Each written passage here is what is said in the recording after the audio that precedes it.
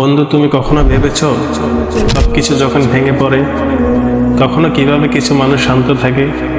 তারা ভরসা রাখে আল্লাহর উপর।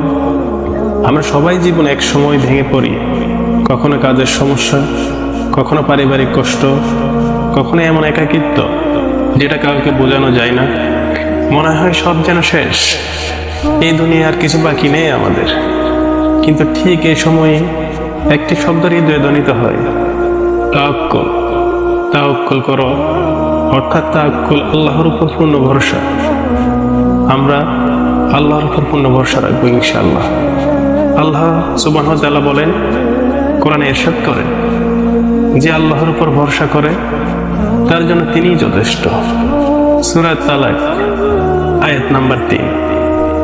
ভরসা মানে কেবল মুখে বলা নয়, ভরসা মানে তুমি যখন চোখে কিছু দেখো না তবুও বিশ্বাস রাখো যে আল্লাহ পথ খুলে দেবেন।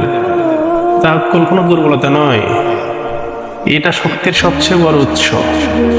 যে ব্যক্তি আল্লাহর উপর ভরসা রাখে তার হৃদয়ে ভয় থাকে না, কারণ সে জানে আমার রব আমার সাথে আছেন।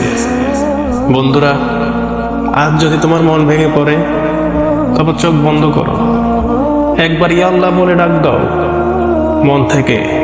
তুমি একা নও, আল্লাহ তোমার ডাক শুনেন। তোমার অস্ত্র তার অজানা নয়, তোমার সবকিছু উনি দেখেন।